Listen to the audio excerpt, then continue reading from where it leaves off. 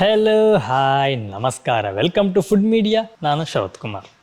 ಸ್ನೇಹಿತರೆ, ಈ ಬೇಸಿಗೆಯಲ್ಲಿ ನಮ್ಮ ದೇಹಕ್ಕೆ ಎಷ್ಟು ತಂಪು ಮಾಡಿದ್ರೂ ಅದು ಕಡಿಮೆನೇ ಅನಿಸುತ್ತೆ. ತುಂಬ ಬಿಸಿಲಿರೋದ್ರಿಂದ ದೇಹ ತುಂಬಾ ಹೀಟ್ ಆಗುತ್ತೆ. ದೇಹ ಹೀಟ್ ಆದರೆ ಹಲವಾರು ಕಾಯಿಲೆಗಳಿಗೆ ಕಾರಣವಾಗುತ್ತೆ. ನಾವು ದೇಹವನ್ನು ತಂಪಾಗಿಡಬೇಕು ಅಂತೇಳಿ ನಾವೇನು ಮಾಡ್ತೀವಿ, ಹೆಚ್ಚಾಗಿ ಐಸ್ ಕ್ರೀಮ್ನ ತಿಂತೀವಿ ಅಥವಾ ಫ್ರಿಜ್ಜಲ್ಲಿರುವಂತಹ ಕೋಲ್ಡ್ ವಾಟರ್ನ ಕುಡಿತೀವಿ ಅಥವಾ ಕೋಲ್ಡ್ ಜ್ಯೂಸನ್ನು ಕುಡಿತೀವಿ. ಆದರೆ ನಾವು ನೈಸರ್ಗಿಕವಾಗಿ ಯಾವ ರೀತಿ ನಮ್ಮ ದೇಹದ ಉಷ್ಣಾಂಶವನ್ನು ಕಡಿಮೆ ಮಾಡ್ಕೋಬೋದು ಅನ್ನೋದ್ರ ಬಗ್ಗೆ ನಾವು ಯೋಚನೆ ಮಾಡೋಲ್ಲ. ಹಾಗಾಗಿ ಇವತ್ತಿನ ವಿಡಿಯೋದಲ್ಲಿ ತುಂಬ ನ್ಯಾಚುರಲ್ ಆಗಿ ದೇಹಕ್ಕೆ ಪುಷ್ಟಿ ಕೊಡುವಂತಹ, ಹಾಗೆಯೇ ನಮ್ಮ ದೇಹದ ಉಷ್ಣಾಂಶವನ್ನು ಕಡಿಮೆ ಮಾಡುವಂತಹ ಒಂದು ವಿಧಾನವನ್ನು ತಿಳಿಸ್ತೀನಿ. ಅದಕ್ಕಿಂತ ಮುಂಚೆ ನೀವು ನಮ್ಮ ಚಾನಲ್ಗೆ ಹೊಸಬರಾಗಿದ್ದರೆ ಬಿಟ್ಟು ಸಬ್ಸ್ಕ್ರೈಬ್ ಮಾಡಿ, ಹಾಗೆಯೇ ಪಕ್ಕದಲ್ಲಿ ಬೆಲ್ಲೈಕನ್ನ ಕ್ಲಿಕ್ ಮಾಡಿ ಆಲ್ ಆಪ್ಷನ್ನ ಸೆಲೆಕ್ಟ್ ಮಾಡ್ಕೊಳ್ಳಿ. ನಮ್ಮ ಇದೇ ರೀತಿಯ ಪ್ರತಿಯೊಂದು ವಿಡಿಯೋಗಳ ನೋಟಿಫಿಕೇಶನ್ ಪಡಿಬೋದು. ಹಾಗೆಯೇ ವಿಡಿಯೋ ಮಿಸ್ ಮಾಡದೆ ಮೊಟ್ಟ ಮೊದಲು ನೀವು ನೋಡ್ಬೋದು. ಸ್ನೇಹಿತರೆ, ದೇಹದ ಉಷ್ಣಾಂಶ ಜಾಸ್ತಿ ಆದರೂ ಕೂಡಲೇ ನಮಗೆ ಬಾಯಾರಿಕೆ ಆಗುತ್ತೆ, ನೀರು ಕುಡಿಬೇಕು ಅಂತ ಅನಿಸುತ್ತೆ. ಆದರೆ ನೀರು ನಾವು ಎಷ್ಟು ಅಂತ ಕುಡಿಬಹುದು? ಈ ನೀರನ್ನ ಕುಡಿಬೇಕು, ಹಾಗೆಯೇ ನಮ್ಮ ಬಾಯಿಗೆ ಸಹ ಸ್ವಲ್ಪ ರುಚಿ ಸಿಗಬೇಕು, ದೇಹಕ್ಕೂ ಸಹ ಇನ್ನೂ ಹೆಚ್ಚಿನ ಬೆನಿಫಿಟ್ಗಳು ಸಿಗಬೇಕು. ಇದಕ್ಕಾಗಿ ಒಂದು ಒಳ್ಳೆಯ ಜ್ಯೂಸ್ ಮಾಡೋದು ಹೇಗೆ ಅಂತ ನಿಮ್ಗೆ ನಾನು ತೋರಿಸ್ಕೊಡ್ತೀನಿ. ಇವತ್ತು ನಾವು ಮಾಡ್ಲಿಕ್ಕೆ ಕೊಟ್ಟಿರುವಂಥ ಜ್ಯೂಸು ರಾಗಿಯ ಜ್ಯೂಸ್. ರಾಗಿಯ ಜ್ಯೂಸನ್ನು ಬೇರೆ ಬೇರೆ ರೀತಿಯಲ್ಲಿ ಮಾಡ್ಬೋದು. ನಾವು ತುಂಬ ಈಸಿಯಾಗಿ ಕ್ವಿಕ್ಕಾಗಿ ಮಾಡುವಂತಹ ಒಂದು ಜ್ಯೂಸನ್ನು ನಿಮಗೆ ನಾನು ಇವತ್ತು ತೋರಿಸ್ತಾ ಇದ್ದೇನೆ. ನಾವು ಇದಕ್ಕೆ ರಾಗಿಯ ಹಾಲಂತಲೂ ಸಹ ಕರಿಬಹುದು. ಹಾಗಿದ್ರೆ ಇನ್ಯಾಕೆ ತಡ, ಬನ್ನಿ ನಮ್ಮ ಅಡುಗೆ ಮನೆಗೆ ಹೋಗಿ ನಾವು ಈ ರೆಸಿಪಿನ ಮಾಡೋದು ಹೇಗೆ ಅಂತ ನೋಡ್ಕೊಂಬರೋಣ. ರಾಗಿ ಜ್ಯೂಸ್ ಮಾಡಲಿಕ್ಕೆ ನಾವಿಲ್ಲಿ 1 ಕಪ್ನಷ್ಟು ರಾಗಿ ತೊಗೊಂಡಿದ್ದೇವೆ. ಹಾಗೆಯೇ 1/4 ಕಪ್ಪಷ್ಟು ಬೆಲ್ಲ. ನಿಮಗೆ ಬೆಲ್ಲ ಎಷ್ಟು ರುಚಿಗೆ ಬೇಕು, ಎಷ್ಟು ಸ್ವೀಟ್ನು ಬೇಕು ಅಂತ ನೋಡಿ ಹಾಕ್ಕೊಳ್ಳಿ. ಒಂದು ವೇಳೆ ನಮಗೆ ಸ್ವೀಟ್ ಜಾಸ್ತಿ ಇದ್ರೂ ಪರವಾಗಿಲ್ಲ, ಯಾಕಂತಂದರೆ ಬಿಸಿಲಿಗೆ ಬೆಲ್ಲ ತುಂಬಾ ಒಳ್ಳೆಯದು. ಸ್ವಲ್ಪ ನೀರು ಕುಡಿಸುತ್ತೆ, ಅದು ಬಿಟ್ಟರೆ ಬೇರೆ ಏನೂ ತೊಂದರೆ ಇಲ್ಲ. ಹಾಗಾಗಿ ಬೆಲ್ಲವನ್ನು ನೀವು ಎಷ್ಟು ಬೇಕಂತ ನೋಡಿ ಎಷ್ಟು ಹಾಕ್ಕೊಳ್ಳಿ. ನಾವು ಜ್ಯೂಸ್ ಮಾಡೋ ಮೊದಲು ಇದನ್ನು ತೊಳ್ಕೊಬೇಕು. ಹಾಗೆ ಒಂದು ಪಾತ್ರೆಗೆ ಹಾಕಿ ಕ್ಲೀನಾಗಿ ಇದನ್ನು ನಾವು ವಾಶ್ ಮಾಡ್ಕೊಳ್ಳೋಣ. ಇದರಲ್ಲಿ ಸ್ವಲ್ಪ ಮಣ್ಣಿರುತ್ತೆ, ಹಾಗೆಯೇ ಈ ಕಸ ಎಲ್ಲ ಇರುತ್ತೆ. ಕ್ಲೀನಾಗಿ ವಾಶ್ ಮಾಡೋದ್ರಿಂದ ಅದನ್ನೆಲ್ಲ ತೆಗಿಬೋದು. ನೋಡಿ ಮೇಲ್ಗಡೆ ಎಷ್ಟು ನಿಂತಿದೆ. ಆ್ಯಕ್ಚುಲಿ ಇಷ್ಟು ಕಸ ಇದರ ಮೇಲಿತ್ತು ನೋಡಿ. ನಾವು ಒಂದು ವೇಳೆ ವಾಶ್ ಮಾಡದೆ ಹಾಕಿದರೆ ಇದಿಷ್ಟು ನಮ್ಮ ಹೊಟ್ಟೆ ಸೇರುತ್ತೆ. ಇದೇ ರೀತಿ ನೀವು 2-3 ಸಲ ತೊಳ್ಕೊಳ್ಳಿ. ನೀರು ಅಂದರೆ ನೀರು ಸ್ವಲ್ಪ ಕ್ಲೀನ್ ಆಗುತ್ತೆ ಅನ್ನೋ ಕ್ಲೀನಾಗಿ ವಾಶ್ ಮಾಡ್ಕೊಳ್ಳಿ. ಒಂದು ವೇಳೆ ಕಲ್ಲಿರುತ್ತೆ, ನಾನು ನಿಮಗೆ ಕಲ್ಲು ತೆಗೆದು ಹೇಗೆ ಅಂತ ಸಹ ಹೇಳ್ತೀನಿ. ನಾವೀಗ ವಾಶ್ ಮಾಡ್ಕೊಂಡಾಯಿತು. ಇದನ್ನೀಗ ಒಂದು ಮಿಕ್ಸಿ ಜಾರಿಗೆ ಹಾಕ್ಕೊಳ್ತೀವಿ. ನಾನು ನಿಮಗೆ ಆವಾಗಲೇ ಹೇಳಿದೆ ಇದನ್ನು ಕಲ್ಲು ತೆಗೆದು ಹೇಗೆ ಅಂತ ತೋರಿಸ್ತೀನಿ ಅಂತ ಹೇಳಿ. ನೋಡಿ, ಈ ರೀತಿಯಾಗಿ ಮೇಲ್ಗಡೆಯಿಂದ ನೀವು ಹಾಕೋಬೇಕು. ಸ್ವಲ್ಪ ನೀರು ಇದರಲ್ಲಿ ಇಟ್ಕೊಂಡಿರಿ, ನೀರಿರಲಿ. ಮತ್ತು ಈ ರೀತಿಯಾಗಿ ನೋಡಿ ಅಲ್ಗಾಡಿಸ್ತಾ ಇರಬೇಕು. ಅಲ್ಗಾಡಿಸಿ ಮೇಲ್ಗಡೆಯಿಂದ ತೆಗಿಬೇಕು. ನೋಡಿ ಈ ರೀತಿಯಾಗಿ.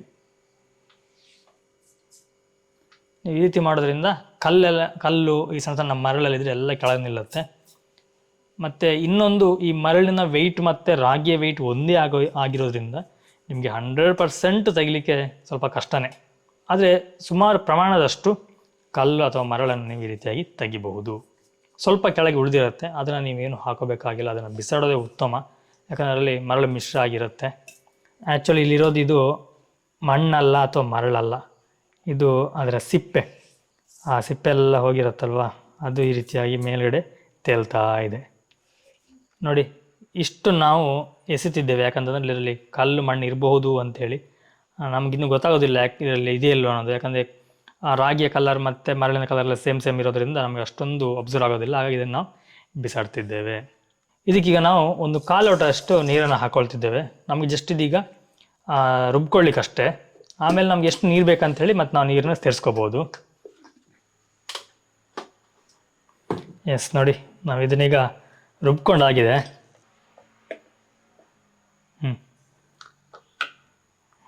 ಆ ರಾಗಿಯ ಸ್ಮೆಲ್ಲೇ ತುಂಬ ಚೆಂದ, ಖುಷಿ ಅನಿಸುತ್ತೆ ಸ್ಮೆಲ್ ಕೇಳಲಿಕ್ಕೆ. ಓಕೆ, ನಮಗೆ ಇನ್ನು ನೋಡ್ಕೊಳ್ಳಿ ಎಷ್ಟು ನೀರು ಬೇಕಂತೇಳಿ ಅಷ್ಟು ನೀರು ಹಾಕ್ಕೊಂಡ್ರೆ ಆಯಿತು. ಅದಕ್ಕಿಂತ ಮುಂಚೆ ನಾವೀಗ ಈ ರೀತಿಯಾಗಿ ಒಂದು ಅರಪೆ ತಗೊಂಡು ಅರಪೆಯಲ್ಲಿ ಕ್ಲೀನಾಗಿ ಇದನ್ನ ಸೋಸ್ಕೊಳ್ಳೋಣ. ಕ್ಲೀನಾಗಿ ಎಲ್ಲ ಸೋಸುತ್ತೆ.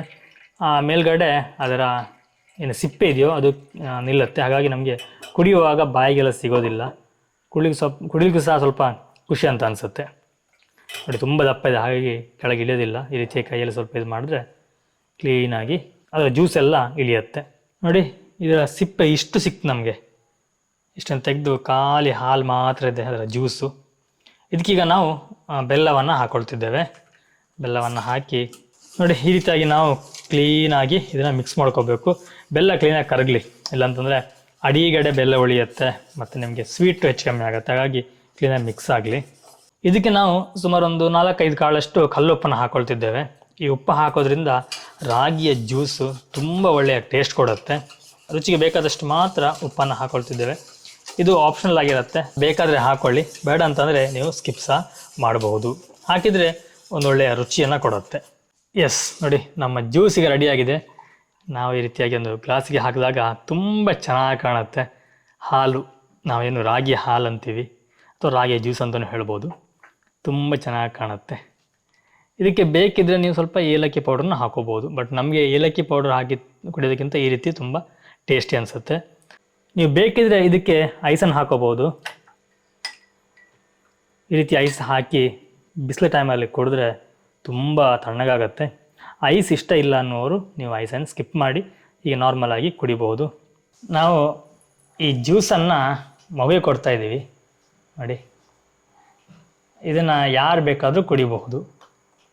ದೇಹ ತುಂಬ ತಂಪಾಗತ್ತೆ ನೋಡಿ. ಅವಳು ತುಂಬ ಇಷ್ಟಪಟ್ಟು ಕುಡಿತಿದ್ದಾಳೆ.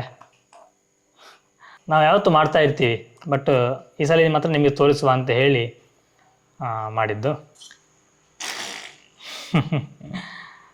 ಅವಳ ಹೆಚ್ಚು ತುಂಬ ಇಷ್ಟ ಅವಳಿಗೆ ಈ ರೀತಿಯಾಗಿ ಕುಡಿಯೋದಂದರೆ. ಈಗಷ್ಟೇ ಊಟ ಮಾಡಿಲ್ಲ ನೋಡಿ, ಬೇಡ ಅಂತೀಗ. ಓಕೆ, ನಾವಿನ್ನು ಜ್ಯೂಸ್ ಕುಡಿತೀವಿ.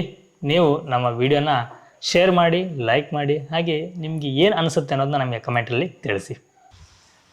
ಸ್ನೇಹಿತರೆ ನೋಡ್ರಲ್ಲ, ಇದಿಷ್ಟು ತುಂಬ ಈಸಿಯಾಗಿ ಹಾಗೆ ತುಂಬ ಕ್ವಿಕ್ಕಾಗಿ ಬಾಯಿ ರುಚಿ ಕೊಡುವಂತಹ ಒಂದು ರಾಗಿಯ ಹಾಲು ಅಥವಾ ರಾಗಿಯ ಜ್ಯೂಸನ್ನು ಮಾಡುವಂತಹ ಒಂದು ರೆಸಿಪಿಯಾಗಿತ್ತು. ಈ ವಿಡಿಯೋ ನಿಮಗೆ ಯೂಸ್ಫುಲ್ ಆಗಿದೆ ಅಂದ್ಕೊಳ್ತೀನಿ, ಹಾಗೆಯೇ ಇಷ್ಟ ಸಹ ಆಗಿದೆ ಅಂದ್ಕೊಳ್ತೀನಿ. ಒಂದು ವೇಳೆ ನಿಮಗೆ ಯೂಸ್ಫುಲ್ ಆಗಿದೆ ಅಂತ ಅನಿಸಿದ್ರೆ ದಯವಿಟ್ಟು ನೀವು ವಿಡಿಯೋಗೆ ಲೈಕ್ ಮಾಡಿ, ಹಾಗೆಯೇ ಶೇರ್ ಮಾಡಿ. ನೀವು ಮಾಡುವಂಥ ಶೇರ್ ನಮಗೆ ತುಂಬಾ ಹೆಲ್ಪ್ ಆಗುತ್ತೆ. ಎನಿವೆ ಸ್ನೇಹಿತರೆ, ನಾನು ನಿಮಗೆ ಮುಂದಿನ ಒಂದು ವಿಡಿಯೋ ಸಿಗ್ತೀನಿ, ಒಂದೊಳ್ಳೆ ರೆಸಿಪಿ ಅಥವಾ ಒಂದೊಳ್ಳೆ ಗಿಡಮೂಲಿಕೆ ಅಥವಾ ಒಂದೊಳ್ಳೆ ಇನ್ಫಾರ್ಮೇಷನ್ ಜೊತೆ. ಥ್ಯಾಂಕ್ ಯು, ಬಾಯ್ ಬಾಯ್, ನಮಸ್ಕಾರ.